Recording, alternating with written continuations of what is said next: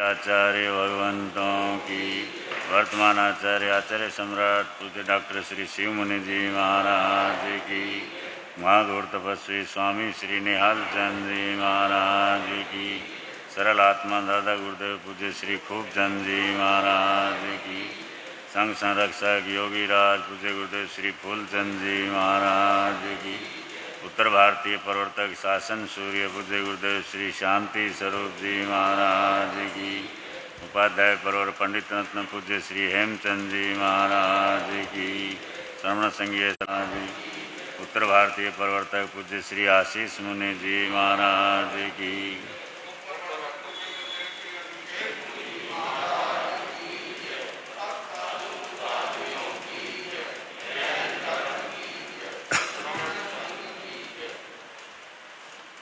नमो अरिहन्ताणायाणं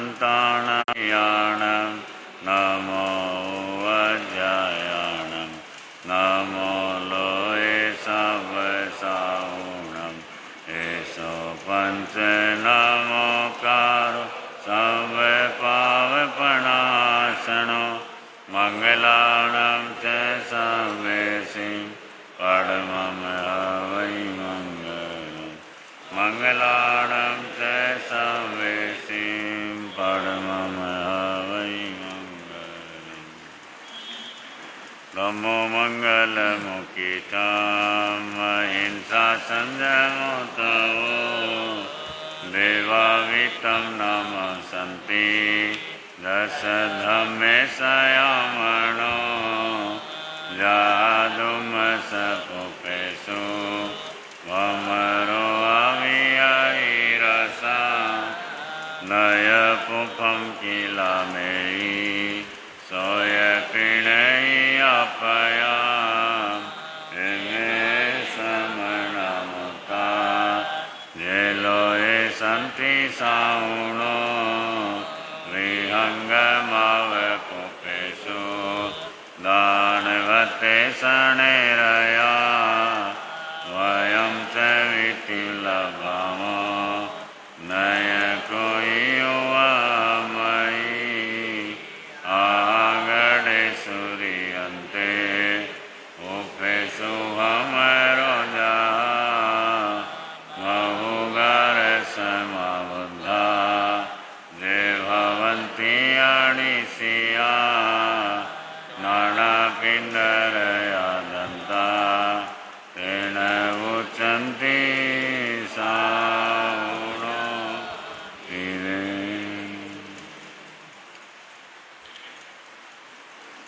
नमस्कार तुमको गुरुदेव प्यारे, नमस्कार तुमको गुरुदेव प्यारे, नमस्कार तुमको शासन सितारे, नमस्कार तुमको शासन सितारे, नमस्कार तुमको तपोधन हमारे, नमस्कार तुमको तपोधन हमारे, नमस्कार तुमको सबके सहारे, नमस्कार तुमको सबके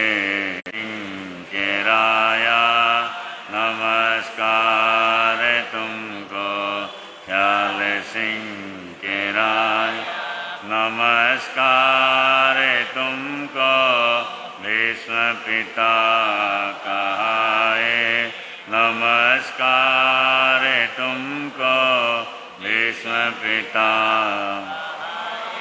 नमस्कार तुमको राजऋषि सहाय, नमस्कार तुमको राजऋषि, नमस्कार तुमको गुरु निहाल तपस्वी, नमस्कार तुमको गुरु निहाल तपस्वी, नमस्कार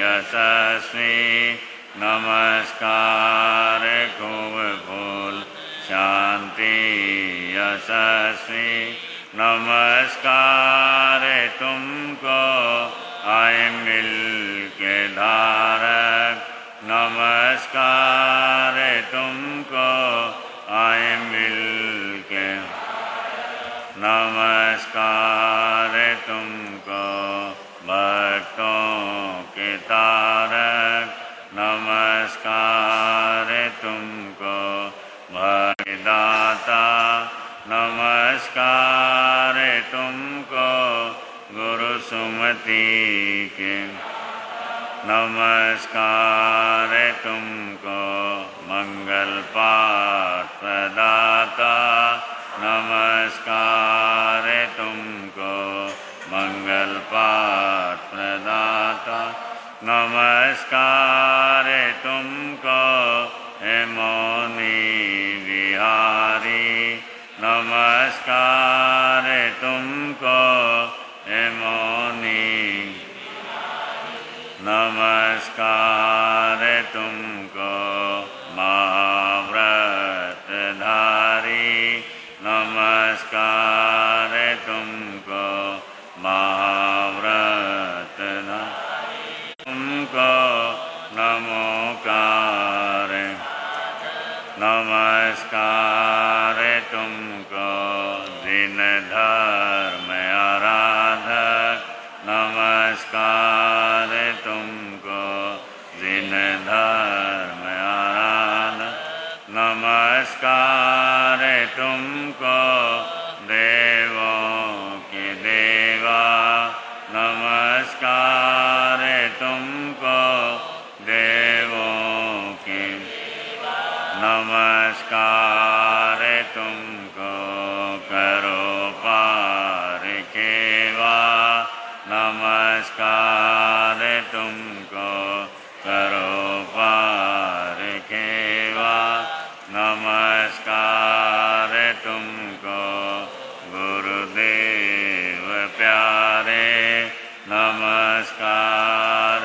तुमको गुरुदेव नमस्कार तुमको शासन सितारे नमस्कार तुमको शासन सितारे नमस्कार तुमको तपोधन हमारे नमस्कार तुमको सबके सहारे। पूज्य गुरुदेव के चरणों में वंदना। लगभग 2500 वर्षों से निरंतर चलती आ रही हमारे शासन की वो पावन स्वाध्याय की परंपरा, उसी का लाभ आप लोग ले रहे हैं उच्ची सुनम के माध्यम से। बोले भगवान महावीर स्वामी की। पंचम गणधराचार्य भगवान ने गंतयम धम्म माहु गणेली समसाहु समीक्षयाय कहम च नाणम कहम दंसनम से शीलम कहम नाय सुयस्य आसी जानासीनम भिक्खु अनंत नाणीय अनंत दंसी दशंसिनो चक्षु पहेठियस्य जानाहि धम्मं च धीं च पेहि ऊर्ध्वं वहेयं तिर्यं दिशासु प्रसाय जेथा वर्जेय पाणा से नीच नीचे समीक्षपन्ने अनुत्तरे संवजगंसि विजं गंतातीते अभयणाउ से भूई पन्ने अणिये आचारी ओहंतरे धीरे अनंत चक्षु अनुत्तरे तपन्ने इंदेव देवान महानुभावे सहस्रनेया से पन्नया खय सागरे वा महो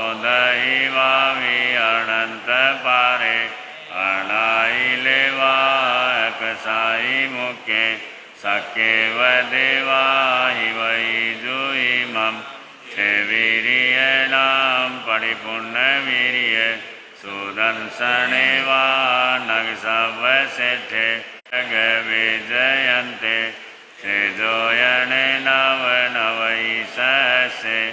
उड्डूषितो हेठ सहस्रमेघं पुठेन विचित्यै भूमिवर्त्ये जं सूर्यानुपरिवर्तयन्ति क्षेमवर्णे बहुनन्दनेय जं सिम्रयिं वेदयन्ति महिन्दा वन्नायते सूर्यशुद्धलेशे एवं सिरिये उषभूरिवन्ने मनोरमे जोयि अचिमालि सुदर्शनस्य वजसो गिरिश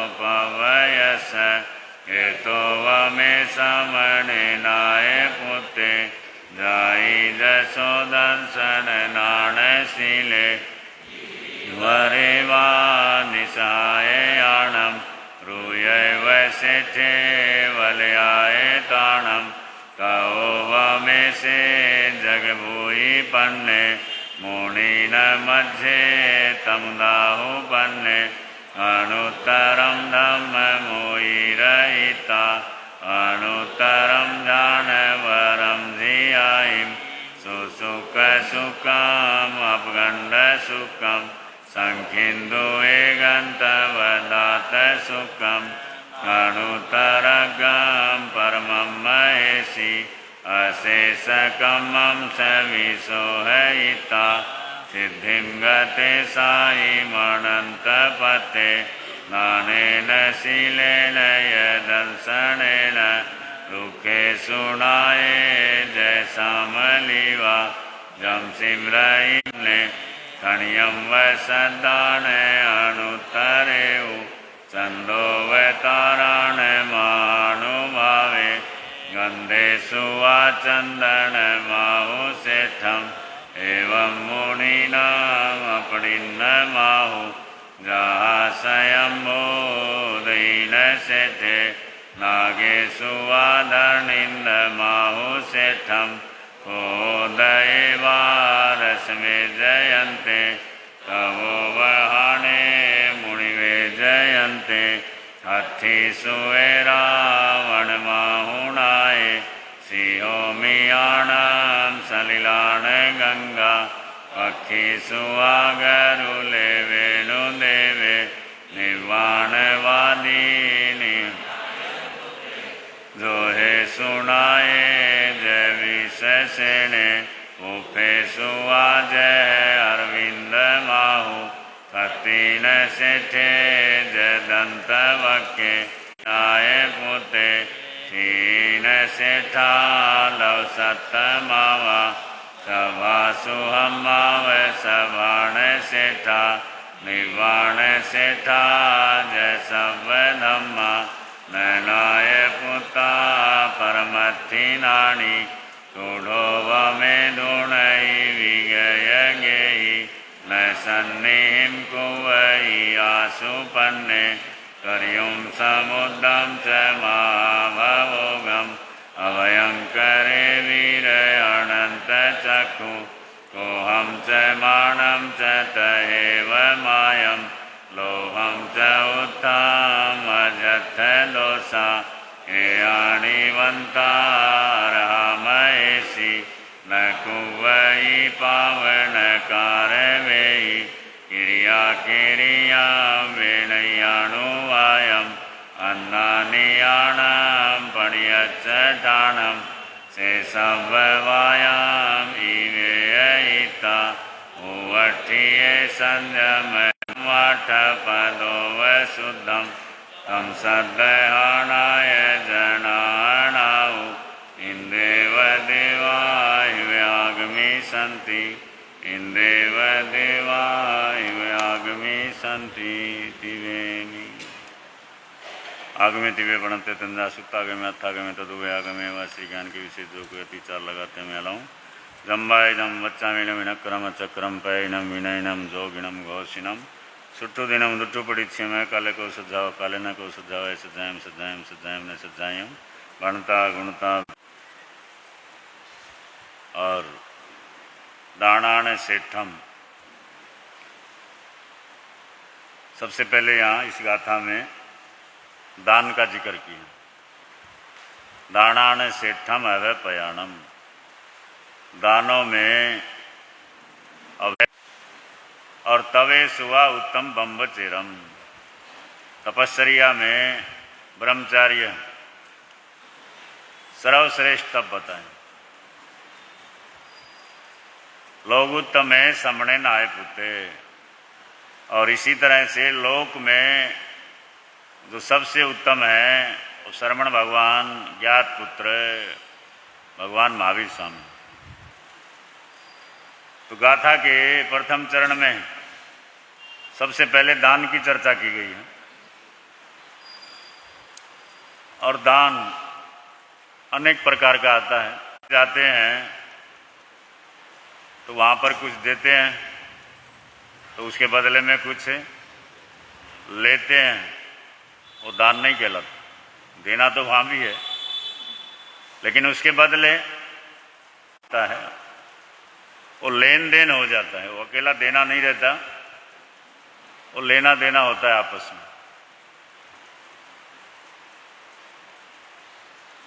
बिना किसी अपेक्षा से, बिना किसी स्वार्थ से, बिना किसी इच्छा से अपना जो साधन है या अपनी जो वस्तु है तो उसके बदले में लेता है। और दूसरी जगह तो क्या धर्म स्थान में भी देता है तो उसके बदले अपना नाम नाम लिखवा लेता है कागज पर, पत्थर पर या जिस पर भी हो। अब वो लगता है हिसाब किताब बराबर हो जाता है। अब दुकान से जब आप वहाँ दे रहे हैं और बदले में कुछ ले रहे हैं तो हिसाब बराबर हो गया ना। आगे का जो व्याख्याएं आती हैं संत महंतों ने जो बतलाया है उसी का हम डिस्कस कर रहे हैं, क्योंकि वो लेन देन हो गया है कि भाई हमने कुछ दिया उसके बदले ले लिया है, और नहीं तो उसके बदले मान सम्मान ले लिया है, यश ले लिया, वो भी तो लेना ही है ना। आहार दान, औषध दान, ज्ञान दान और अभय दान। वैसे तो और भी अनेकों प्रकार के भेद आते हैं, लेकिन मुख्य रूप से विद्वानों ने, आचार्यों ने जो बतलाया है वो 4 प्रकार के दानों में सबसे पहला है आहार दान, क्योंकि आहार ही जीवन का मुख्य आधार है। बिना भोजन के जीवन चल ही नहीं सकता ना। आदमी तपस्या करेगा कितने दिन करेगा? बिना भोजन के जीवन चल नहीं सकता। और सिद्धांत के अनुसार भी आत्मा जब तक संसार में है, जब आत्मा इस शरीर को छोड़ करके दूसरे शरीर में जाती है, यानी भाव चेंज होता है, जिसको सामान्य भाषा में मृत्यु और जन्म बोलते हैं। इस शरीर को छोड़ करके दूसरे शरीर में जाती है तो शरीर तो साथ जाता नहीं है, तो यहीं छूट जाता है। कर्म रहते हैं साथ में, जैसे कर्म किए हैं वो साथ में रहते हैं। और जहाँ पर भी जाती है अपने कर्मानुसार 4 गतियों में, नरक, त्रियंच, मनुष्य, देव, जहाँ पर भी जाए तो प्रसंग आता है कि जिस भी शरीर में जाती है, पहुँचती है, वो 6 पर्याप्तियों में सबसे पहली पर्याप्ति वहाँ पर आहार के पुद्गल ग्रहण करती है। सबसे पहला जो पर्याप्ति है आहार पर्याप्ति, वो आहार ग्रहण करती है। और उसके बाद शरीर पर्याप्ति, यानी शरीर का निर्माण प्रारंभ होता है। वो बहुत सूक्ष्म है, ज्ञानी जनी देख सकते हैं, लेकिन बतलाया कि सबसे पहले पर्याप्तियों का जो क्रम दिया है ना, आहार पर्याप्ति, शरीर पर्याप्ति, इंद्रिय पर्याप्ति। तो सबसे पहले आहार के पुद्गल ग्रहण करती है, तब जाकर के शरीर का निर्माण होता है। फिर आगे इंद्रियां, श्वासोश्वास, भाषा, मन, एक एक करके वो पर्याप्तियां मिलती हैं। तो सबसे पहले प्रथम समय में जहां पर भी आत्मा जाती है तो सबसे पहले क्या है, यानी कहने का मतलब किसी भी योनि, लेकिन सोना बोले तो वो कम होता है, महत्वपूर्ण चीजें कम होती हैं जिसकी कीमत ज्यादा होती है। तो 9 प्रकार के पुण्य बताए हैं, समय समय पर आप लोग सुनते हैं। 9 पुण्यों में सबसे पहला पुण्य अन्न पुण्य। अन्न पुण्य का मतलब किसी को भोजन कराना। अन्न पुण्य का तात्पर्य किसी भूखे को, जरूरतमंद को भोजन कराना। तो 9 पुण्यों के अंदर भी सबसे पहला पुण्य जो लिया वो भी आहार से संबंधित है, वो अन्न के रूप में हो या जिस रूप में भी हो, लेकिन सबसे पहला पुण्य आहार से है, यानी अन्न पुण्य सबसे पहले पुण्यों के अंदर आचार्यों ने, तत्वज्ञों ने रखा है। तो इससे पता चलता है, क्योंकि जीवन बिना आहार के आगे बढ़ नहीं सकता।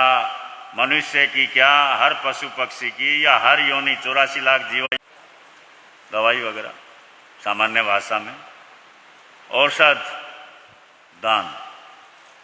क्योंकि आदमी या कोई भी जीव स्वस्थ रहे तो ही कुछ कर सकता है। स्वास्थ्य डगमग हो जाए वो मन भी हिल जाता है। सेवा संघ है, हर संडे आपकी सामायिक होती है। और दूसरा जो पूज्य प्रवर्तक जी महाराज की प्रेरणा से बीड़ा उठाया हुआ है, किसका, डायलिसिस सेंटर। क्योंकि आज किसी भी शहर में चले जाओ, इतनी ज़रूरत है इस चीज़ की। तो प्रवर्तक जी की प्रेरणा से आप लोगों ने भी, जो भी उसके सदस्य हैं, मेंबर हैं, कितने हैं, और उस सेवा के अंदर लगे हुए हैं, तो वो भी तो औषध दान ही है ना, वो भी औषध की सेवा है। और मिंटू भाई से पूछ रहा था मैं, या बात हो रही थी, लगभग 1 साल हो गया है ना डायलिसिस सेंटर खुले हुए, लगभग 1 साल हो गया, या होने को आ रहा है, या होने वाला, जो भी है। और 1 साल के अंदर लगभग 1100 व्यक्तियों को या 1100 डायलिसिस का लाभ दान के अंतर्गत ही आता है सब। कि स्वास्थ्य का लाभ पहुंचाना, असाता को दूर करना, साता पहुंचाना, ये भी सब इसी के अंतर्गत आता है, औषध दान के अंतर्गत। और आहार दान, औषध दान, और तीसरे नंबर पर ज्ञान दान। अब ज्ञान का दान, ज्ञान तो बांटते ही रहते हैं लोग, है ना, वैसे तो है ना, वो बांटते ही रहते हैं। वो अब काले बिना रहा नहीं जाता। क्योंकि एक बीमारी होती है ना, पेट का अफारा, वो तो गैस वैस से होता है, लेकिन किसी किसी को ऐसा अफारा होता है, जब तक वो सुना ना ले किसी को, तब तक उसको शांति नहीं मिलती है। मन का अफारा होता है, रहा नहीं जाता है। मौन धारण करना बड़ा मुश्किल होता है, बड़ा कठिन होता है। अब ये तो चलो अलग, तत्व संबंधी जो जानकारी है वो बड़ी पुण्यवानी से उपलब्ध होती। बिना पुण्य के वो संयोग नहीं मिलता। संसार का ज्ञान तो पता नहीं कितना हो गया, और आज तो पूछो ही मत। समुद्र की गहराई, पहाड़ों की ऊंचाई, और यहाँ तक आता चंद्रमा पर पहुँच गए, मंगल ग्रह पर पहुँच गए। अब उसके लिए कितना खर्च करते हैं, हिसाब लगाएं। गवर्नमेंट है या जो भी लगे हुए, उनका अपना प्रयास है। कितना खर्च होता, अरबों खरबों। कई बार तो आता ना, मंगल ग्रह पर प्लाट लेने की प्लान चलता। में ज्ञान नहीं होता। ये बाह्य ज्ञान कितना भी बढ़ता जाए, कितना भी प्राप्त कर लें, कितने ही विद्वान हो जाएं, लेकिन तब तक कुछ काम आगे बनता नहीं आत्मा के लिए। तो जो हमें संसार का ज्ञान देता है, जिसको आज की भाषा में टीचर, अध्यापक, उसका भी हम कितना सम्मान करते हैं। और जो आध्यात्मिक ज्ञान दे उसका सबसे बड़ा उपकार होता है। जो आध्यात्मिक मार्गदर्शन दे, हमारी आत्मा को धर्म के साथ जोड़े, वो सबसे बड़ा ज्ञान है। वैसे तो कितनी भी चर्चा ये सब एक एक विषय पे की जा सकती है, लेकिन समय को देखते हुए संक्षेप में ही हम आगे बढ़ा रहे हैं। और यहाँ पर जो बताया कि दानान सेठम अभयपयाणम, दानों के अंदर सर्वश्रेष्ठ जो दान है अभय दान, वो दान के वेदों में चौथे नंबर पर रखा है, आचार्यों ने आया गया है। अभय दान का मतलब किसी को जीवन देना, किसी को जीवन देना। और ये तो हमारी परंपरा है। अब सामायिक में पूंजनी रखते हैं, साधु संत ओघा रखते हैं, या मुंह पट्टी हमारी पहचान है। ये सब किसके लिए? जीव रक्षा यानी अभयदान के लिए ही है सब कुछ। और हम लोग विचरण करते थे मुंह पट्टी के संबंध में, क्योंकि ऐसी ऐसी जगह जहाँ पर कभी साधु सती गए नहीं, गुरुजी ने ऐसे ऐसे घुमाया, और बहुत से लोग अजीब निगाहों से देखते थे या पूछते भी थे, मजाक भी बनाते थे। लेकिन कोविड ने मुंह पट्टी का महत्व सारी दुनिया को बता कि भाई अंदर से जो कार्बन डाइऑक्साइड निकलती है, बाहर ऑक्सीजन होती है, तेजी से जो मिलन होता है, तो बाहर के सूक्ष्म जीवों की हिंसा की संभावना रहती है। इसलिए मुख वस्त्रिका, और कोई कीड़ी मकोड़ा कुंथुआ छोटे जीव आ जाएं तो पूंजनी से हटाने के लिए महापुरुषों ने कितना सूक्ष्म दृष्टिकोण दिया है। जीव रक्षा हमारी मुख्य साधना है, इसलिए अभयदान के अंतर्गत के ही साधन है ये भी। तो अभयदान कहा कि सबसे बड़ा, क्योंकि मृत्यु को सबसे बड़ा भय कहा है, और भय के साथ सबसे बड़ा दुख कहा है। शास्त्र की मूल गाथाओं में आता है जमम दुखम जरा दुखम रोग दुख हैं। तो मृत्यु को भी विशेष दुख के अंदर जो कोई भी नहीं चाहता। कोई चाहता है मरना? कितना बीमार हो, कितना दुखी हो, कितना परेशान हो, कोई मरना चाहता है? कोई मरना नहीं चाहता। हालांकि पता होता भी आगे जाएंगे नया जीवन मिलेगा, सुनते ही है ना। पता होता है कि अब मेरी आत्मा यहाँ से जाने वाली है, और जब पहुंच जाते हैं तब भी उनको पता होता है कि मेरी आत्मा यहाँ पर पहुंच गई है। लेकिन बीच का जो समय होता है वो अवधि ज्ञानी भी जान नहीं सकते, देख नहीं सकते। वैज्ञानिकों ने बड़े शोध किए कि मृत्यु क्या है। यहाँ तक आता कुछ वैज्ञानिक जहर खा करके कागज कलम लेकर के बैठ गए कि मृत्यु का अनुभव लिखेंगे।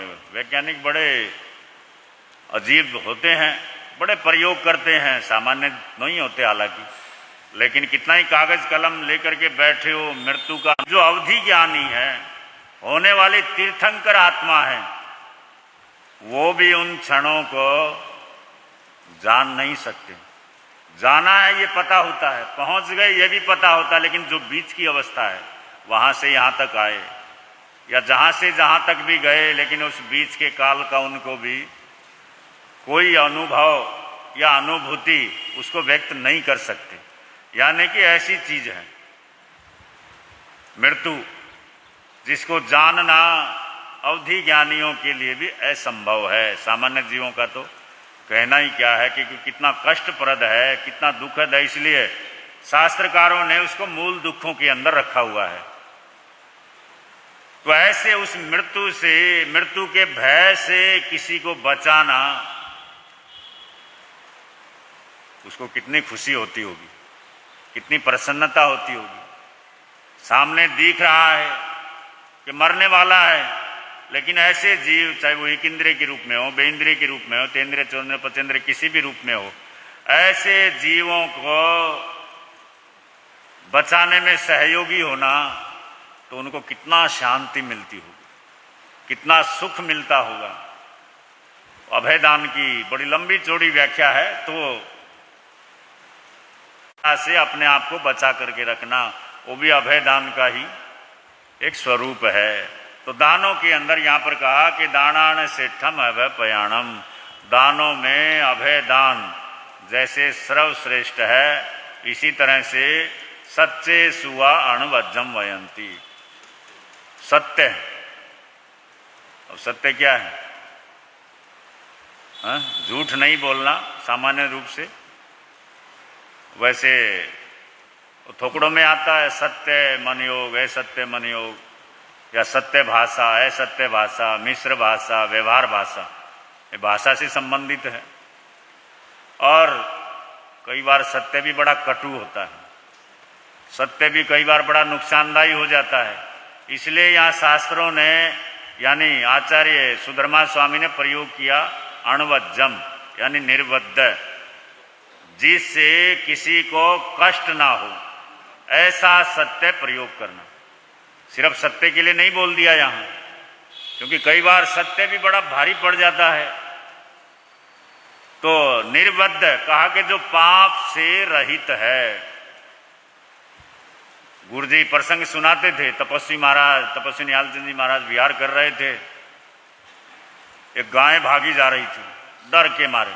पशुओं को पता चल जाता है, पशु क्या पढ़े तो ये पेड़ पौधों को भी पता चल जाता है कि हमें कोई काटने वाला आया है, कंपन मालूम पड़ जाता है। वैज्ञानिकों ने इतना शोध कर दिया अब तो वो तो पचेंद्रिय होता है। गाय डर के मारे भागी जा रही, और वो जिस समय आगे चली गई, पीछे से उसको पकड़ने वाला कसाई या जो भी होगा वो आया। अब उसने कहा महाराज इधर कोई गाय गई, आपने देखी है? अब साधु क्या बोले? हाँ, तो गुरु जी बताते थे, तपस्वी महाराज जी ने बोला भाई जो देखता है वो सुनता नहीं है, जो सुनता है वो देखता नहीं है।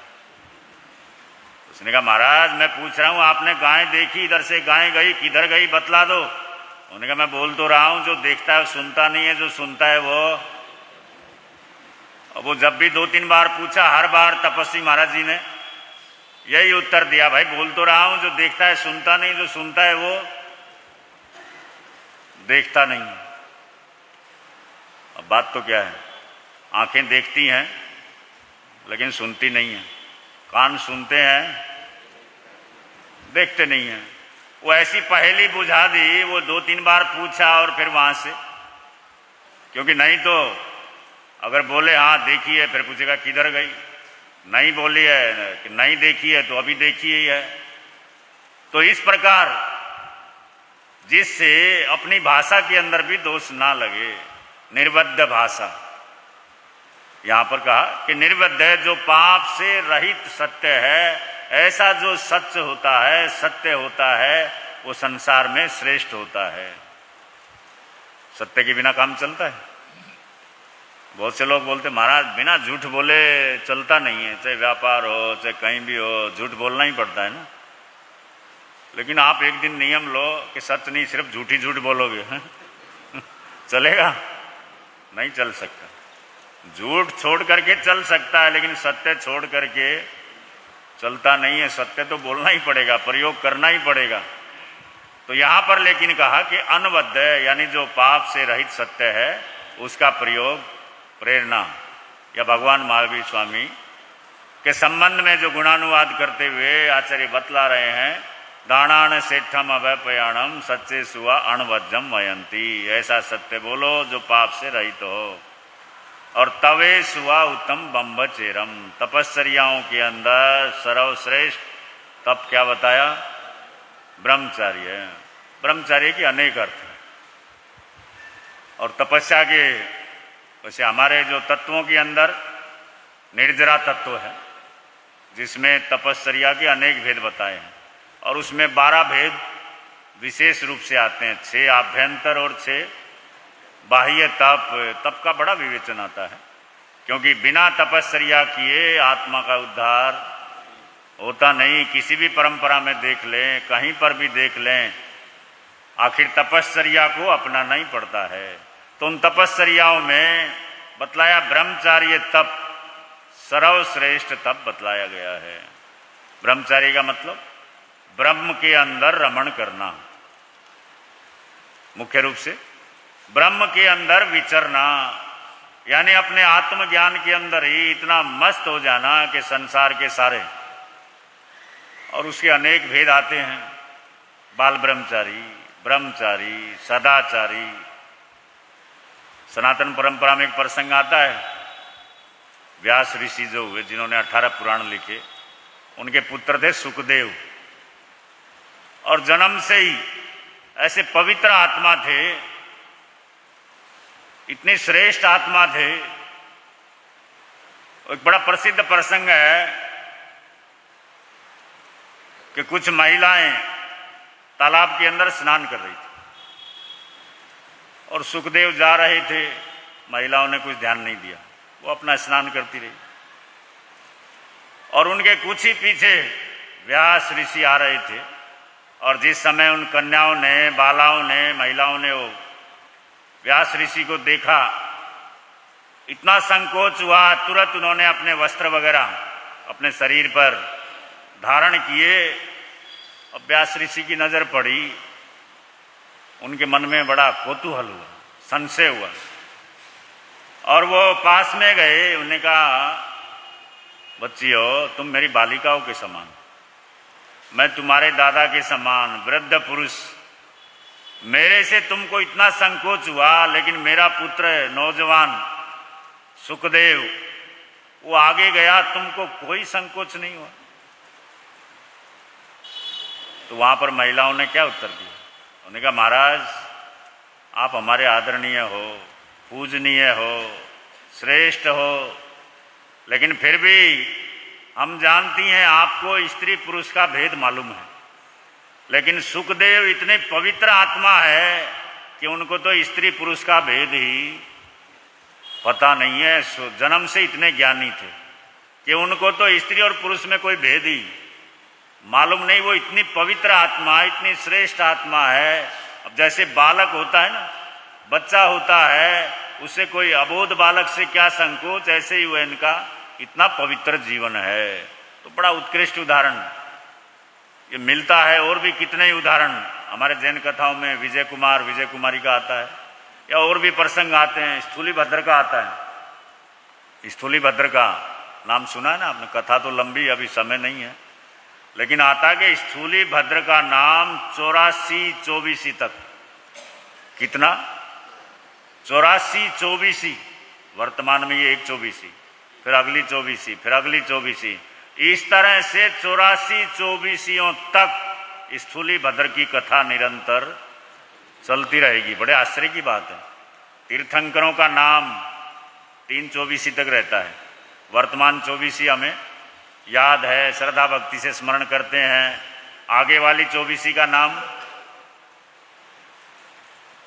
आता है ना साहित्य में, श्री कृष्ण तीर्थंकर बनेंगे, राजा श्रेणिक तीर्थंकर बनेंगे, नाम मिलता है। उससे पहले वाली जो हो गई उसका भी नाम हम ढूंढ सकते हैं, लेकिन 3 के अलावा कोई भी नाम, यानी उससे अगली 24 का नाम कोई उपलब्ध नहीं होता।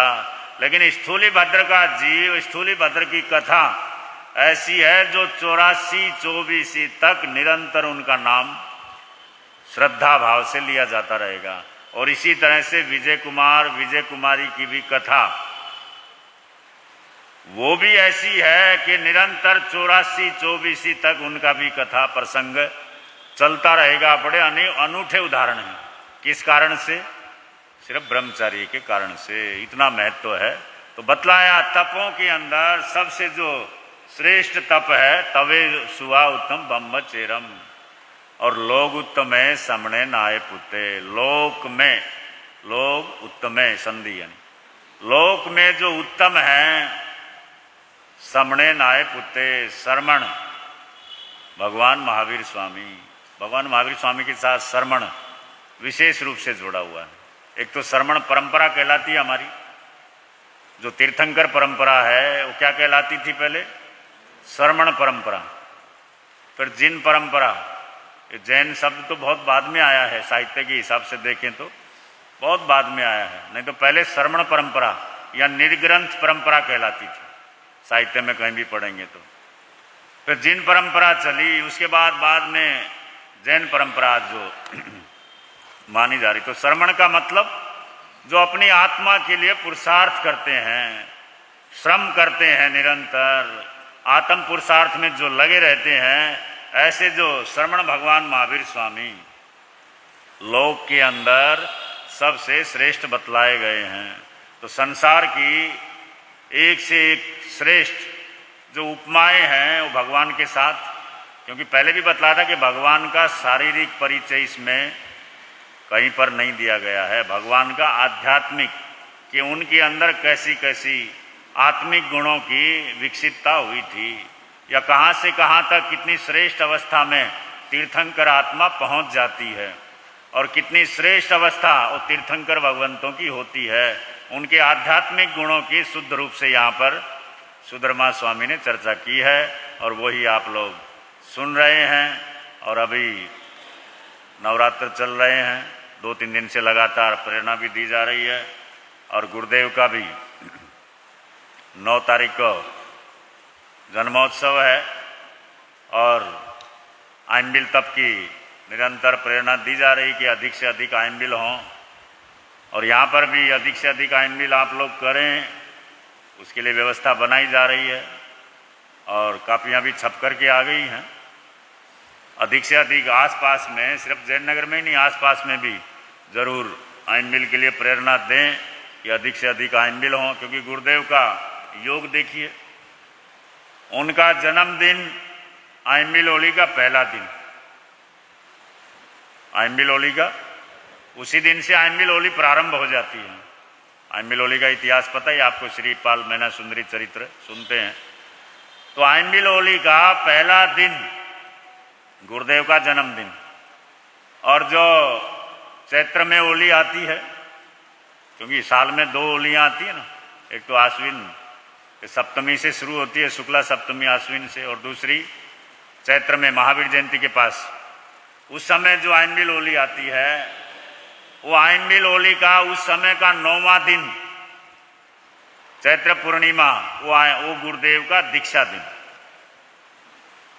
जन्मदिन आइनबिल होली का वर्तमान यानी चल रही इसका पहला, और उस आइनबिल होली का लास्ट दिन पूर्णिमा यानी गुरुदेव का दीक्षा दिन। आइनबिल से कैसा संबंध रहा होगा उनका, और इसलिए अपने जीवन में भी उन्होंने निरंतर 50 वर्ष आइनबिल तप की आराधना की, और 50 वर्ष एकांतर तो किए ही, उसके साथ में चातुर्मास में तो कई चातुर्मास तो पूरा आइनबिल में ही निकाल देते थे, और पारने में कोई आयोजन नहीं, कोई फंक्शन नहीं, या कोई विशेष पारना नहीं, जो गोचरी आ गई उसी में से ले लेना। तो आइनबिल तप की इतनी जो प्रभावना गुरुदेव ने की है, इसलिए हम लोग भी निरंतर प्रेरणा दे रहे हैं कि आइनबिल अधिक से अधिक जितना कर सकें करने का प्रयास जरूर करें, अधिक से अधिक आइनबिल संख्या में हो, और उसके लिए समिति वाले भी लगे हुए हैं।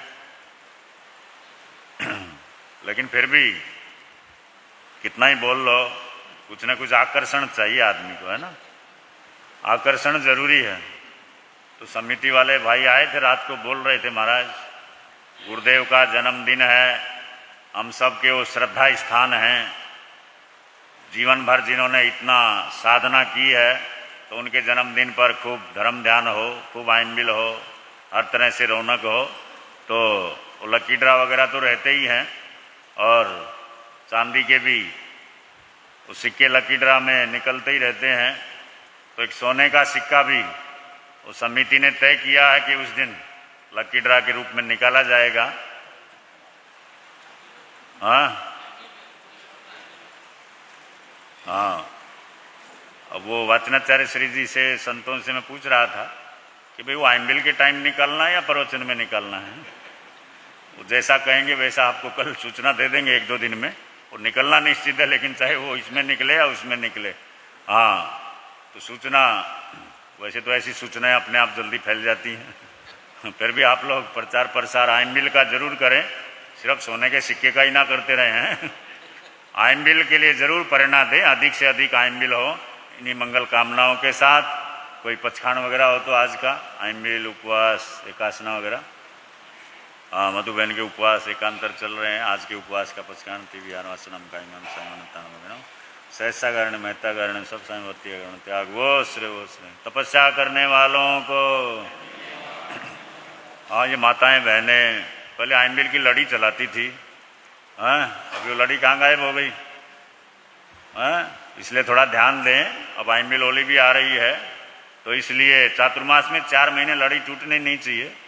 आप लोग क्योंकि वाचनाचार्य जी सुविधा दे देते हैं कि बहुत हो गया, ज़्यादा क्या करना, लेकिन प्रवर्तक जी क्या बोलते हैं आशीष मुनि महाराज, अम्बा नींबू बाणिया गल घोटे रस देत, कहावत बोलते हैं वो क्या, अम्बा नींबू बाणिया, अम्बा यानी आम, नींबू यानी नींबू और बाणिया जितना दबाओ उतना ही रस देता है, यानी उसके लिए प्रेरणा देना जरूरी है। तो आप जरूर ध्यान दें, आइंबिल की लड़ी रोज प्रतिदिन आइंबिल होना चाहिए, वो लड़ी नहीं टूटनी चाहिए, बहनों से आग्रह है, जरूर उस तरफ ध्यान दें। तपस्या जारी रहे, चातुर्मास में कुछ न कुछ तपस्या चलती रहनी चाहिए। अब समिति की ओर से सूचनाएं, उसके बाद मंगल पाठ।